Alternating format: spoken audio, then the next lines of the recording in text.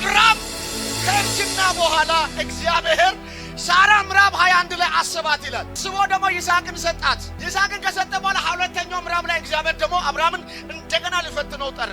አንድ ልጅ ነው ያለው። አንድ ልጁንም እግዚአብሔር በቃሉ የመጣውን በእርጅና የመጣውን እስቲ ያዝን ይሁን እኔ ነው የሚበልጠው ይስሐቅ እንደሚበልጥ ይሄ ሰውየውን ፈትናለሁ ብሎ እግዚአብሔር መጣና በሌሊቱ አብርሃምን ጠራ።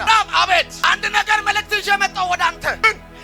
እኔ የሚያሳይ ተራራ ላይ እኔ የሚያሳይ ቦታ ላይ አንድ ልጅ ነገ ወስደ ምን አድርገኝ ሰዋልኝ አለ። ምንም የሌለው አንድ ልጅ ሌላ አለ ብሎ ተስፋ የሚያደርግበት ያረጀው ልጅ አራ መውለድ የማታክ በቃ የዛነ እድሞ ያለቀችን ሰዋልኝ ስል አብርሃም አልተደራደረም። እግዚአብሔር ብለኛል እሺ አለ። በጥዋቱ ይላል ለሳራም ሳይነግር አሜን በል። ዛሬ ያንተ ነገር ማንም ሳይሰራ ይፈጸማል ባክ አሜን። ያችሁ ለሳራም ሳይነግር እንጨት አዘጋጀ። የመሰዋ እንጨት ፈለጠ ይላል፣ ሰነጠቀ ይላል፣ አሰረ ይላል። ሌሎቹን ሁለቱን ጠሩ። ይስሐቅን ወሰደ።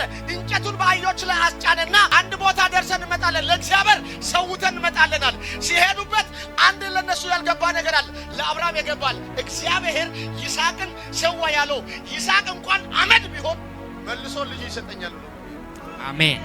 በማለዳው ተነሳ፣ ጉዞ ጀመሩ። ይሄዱ ያለ እግዚአብሔር የተባለበት ቦታ ከሩቁ አብርሃምን ሆነ አየ ይላል። ሳራ ከሰማች አብርሃም ሆይ አቤት ልጅን አንድ ልጅን እግዚአብሔር ሰዋ ብሎላት አይሆንም ብላ ትጮኻለች።